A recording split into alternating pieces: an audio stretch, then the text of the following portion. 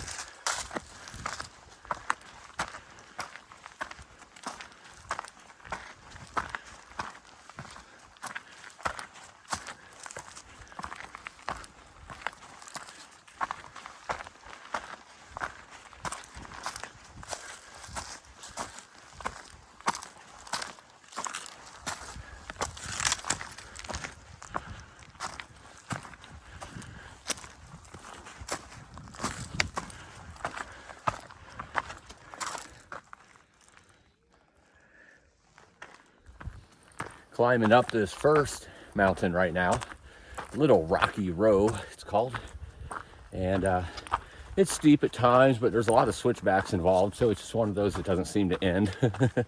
Good climb, getting the sweat going. Have de-layered a couple of layers down to my t-shirt now. It's not that warm, but when you're sweating, you obviously don't want to get those clothes wet, especially if it's going to be a cold night tonight, which is probably going to be down close to freezing, so want to keep those as dry as possible. But it reminded me of something when I was resupplying yesterday. You all know my love for the glazed donut sticks. It's almost always in my bear can, unless I've eaten them all. It's my go-to for breakfast. That and the mini chocolate donuts, because I love my chocolate donuts. But in the bear can, the donut sticks is better, because if they get smashed, they're still just donut sticks. If the other ones get smashed, they kind of fall apart and everything. So I usually have one or two of those in there and a whole box of the donut sticks when I resupply. Well, yesterday, to my amazement, never seen it before. It's not Little Debbie, like Tasty Cakes or something like that, I think was the brand name. They actually have chocolate glazed donut sticks. Be still my heart. Oh, but I started thinking about those as I was walking up this mountain, I'm like, you know, you have combos and beef sticks and cheese and donuts and your bear can. You could just stop and eat those. And I'm like, no, Fortune, you don't deserve any food until you get to the top of this mountain. So I'll get to the top of this mountain. Probably the next one too, because it's not that much further. I'm getting to those summits, and then I'm gonna have me a chocolate glazed donut stick. And who knows what else. But that sounds really tasty right now. I'm a happy man. It's almost as happy as last year in Shenandoah, I think it was, when I found out that they actually made chocolate honey buns. Oh my goodness, I need to quit thinking about food.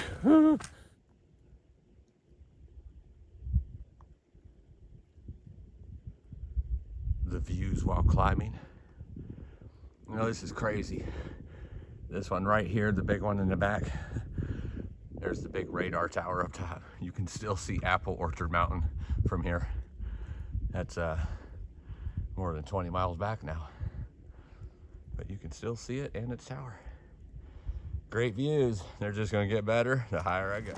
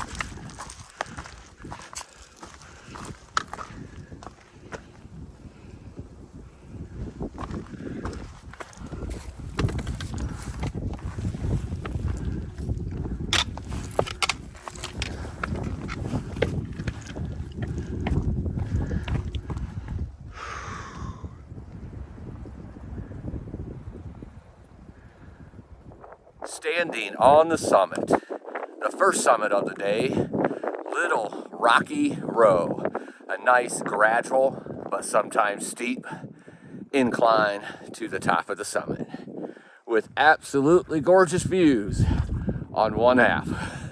And there they are. Absolutely beautiful. And they're just gonna get better today. A little bit hazy, but very clear. You could see 20, 30 miles at least out there. And Little Rocky Row is in the bag.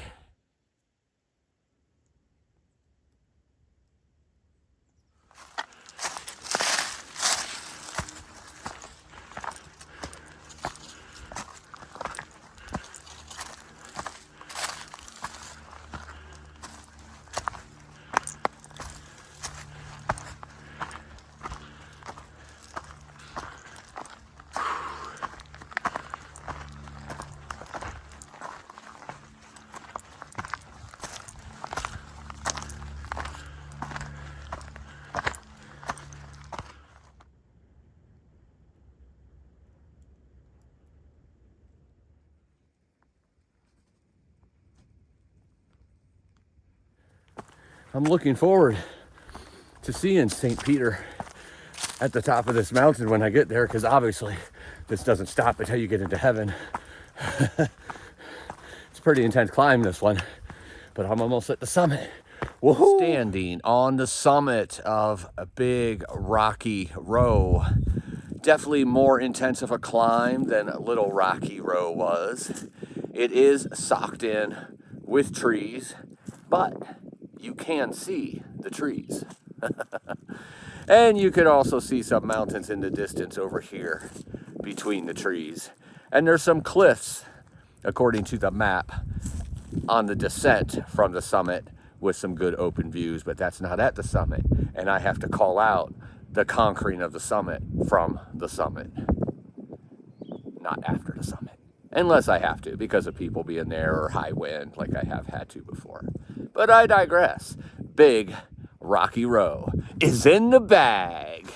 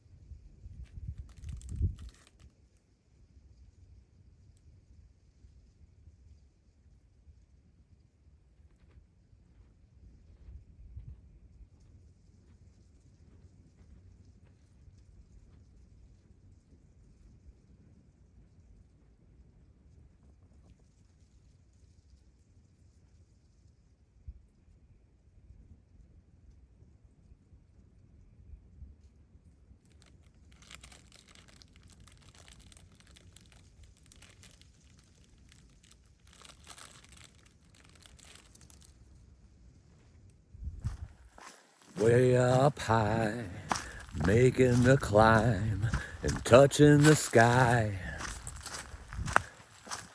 Singing with the birds, singing our song. This is where we belong. Left the noise behind, where there is no time, on the mountains high. Singing with the birds, singing our song. This is where we belong.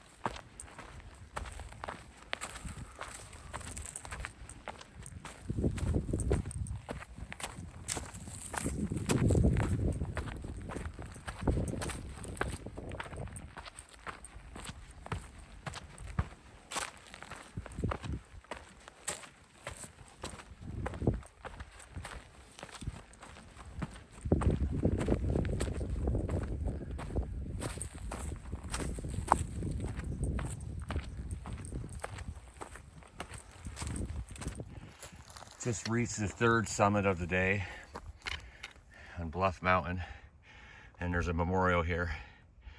If you can't read that, it says this is the exact spot the little Oddie Klein pals. Wow, really?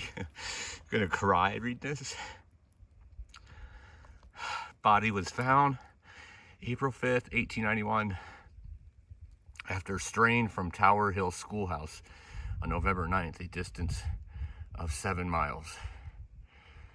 Age 4 years and 11 months.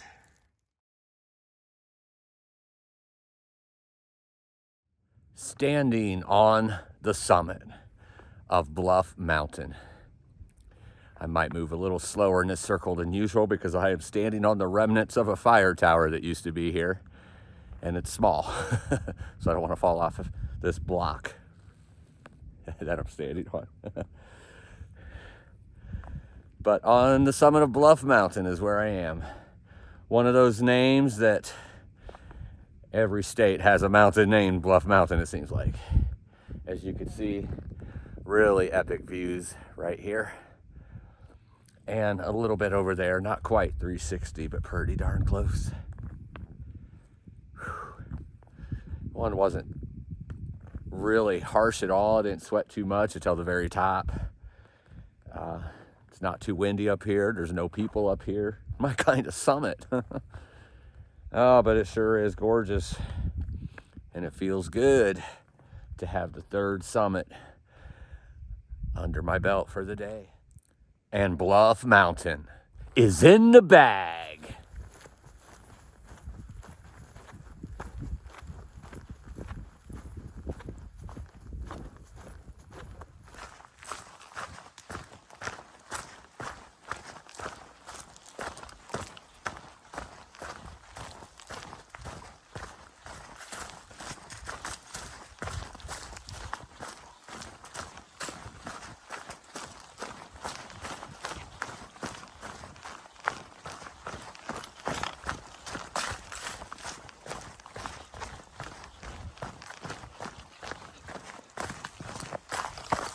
So I'm not sure why.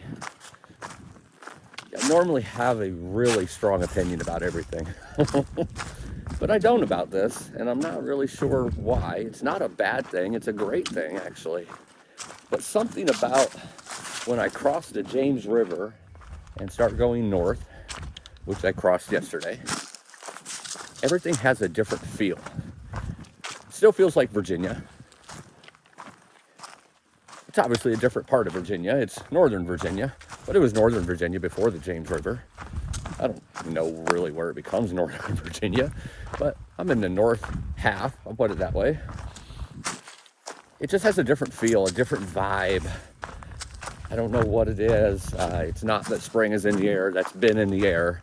It's actually chillier at night as I go more north because winter is still trying to hold on while spring is trying to take over.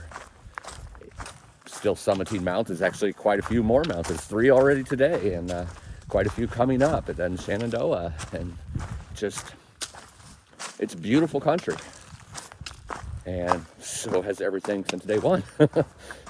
I definitely would disagree with the people that say there are no views on the Appalachian Trail, because there's plenty of views. Even if you're not seeing the mountains in the distance, there's plenty of views right in front of your face. Maybe sometimes we should take the blinders off and just enjoy what we're in and what's right in front of us. But I digress. That's a subject for a different day. I can't put my finger on it, and it's probably more than one thing. I feel restored and obviously renewed and rejuvenated, resupplied from being in town yesterday, but that happens every time I go to. I don't always feel like, oh, everything feels new. It's just a vibe that, okay, I'm past the James River. I am in a totally different area now. And you're really not. You're still in Virginia. You're still in North Virginia. Getting closer to Shenandoah, but that's not it.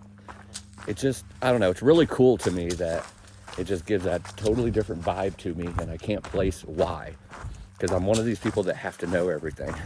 And I can't figure this one out. And I love it.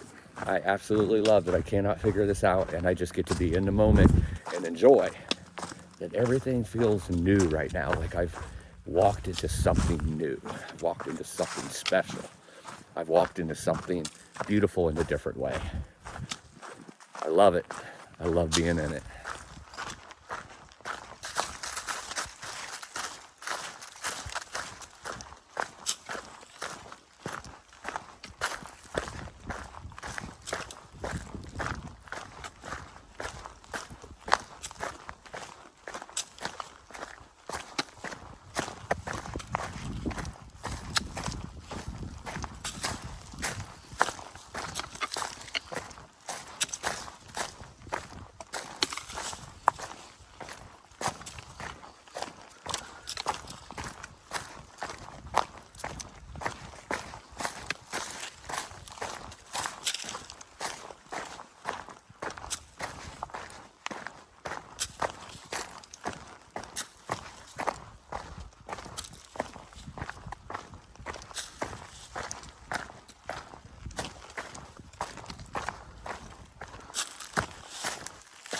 Well, bummer.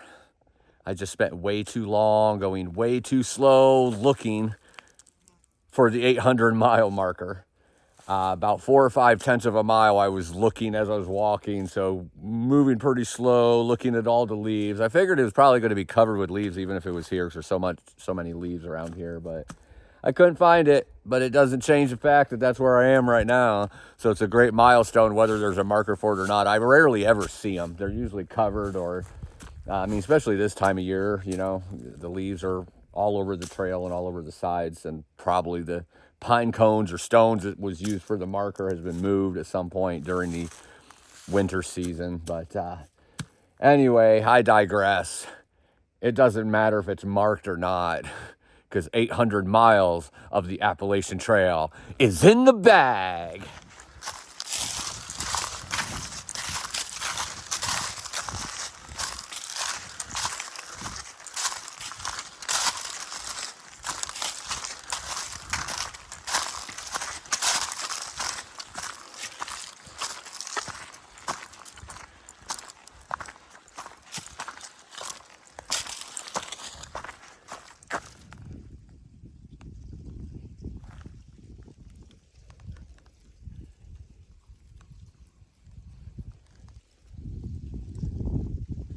Standing on the summit of Rice Mountain, the fourth summit of the day, and this one is blocked in with trees, some knocked down, some not, but you can't really see hardly any of the mountains even in between the trees here. It's pretty socked in, but that doesn't change the fact that Rice Mountain is in the bag. Coming down that last summit of Rice Mountain, I was just thinking about something that gives me great joy.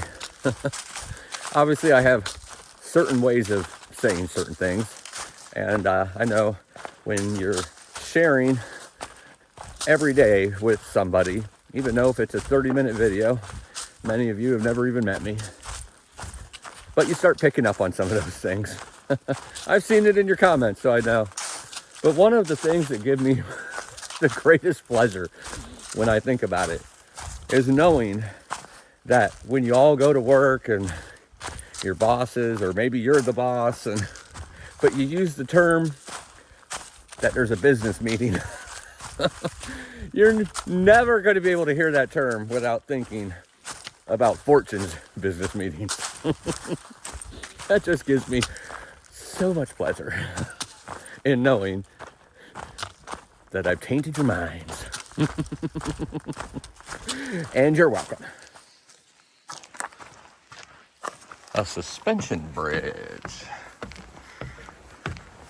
Normally I'm not a big fan of suspension bridges, but the ones on the AT aren't quite as bad. They still move though, and it's not that I'm afraid of them. It's that my vertigo sets in and my equilibrium gets off, and then you start bouncing and swaying. And here on this phone, it fixes movement as it's recording, so you probably can't even see that, but it started swaying left and right at first, and then it started bouncing up and down.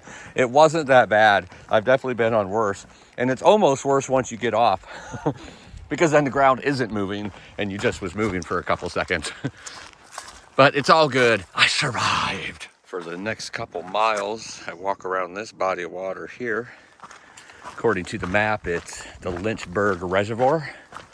I don't know if that's the official name of it or if that's just what it's called on the map. Obviously, I must be pretty close to Lynchburg. It's really nice color blue. I'm not going to walk down to it, I can tell you that. I don't know if the trail and it ends up coming to the same elevation at some point, like this starts going down, or it's higher at one end than the other. But the funny thing is I had just heard a telephone really loud. And then I turned a corner and there was a reservoir, so there must be offices there where they have the phone on loudspeaker. There was red markings all over the trees for private property, do not cross on basically the left side of the trail. And that's the side that the reservoir was. So I'm assuming that it was like the offices for the reservoir or something. But man, it was weird when you don't see anything except the forest, and all of a sudden you start hearing his phone go. I'm like, what in the heck is that? Is that freaking aliens or something? So I'm glad to see that it was probably something to do with this. Oh my. Hopefully get a little better view of it down there.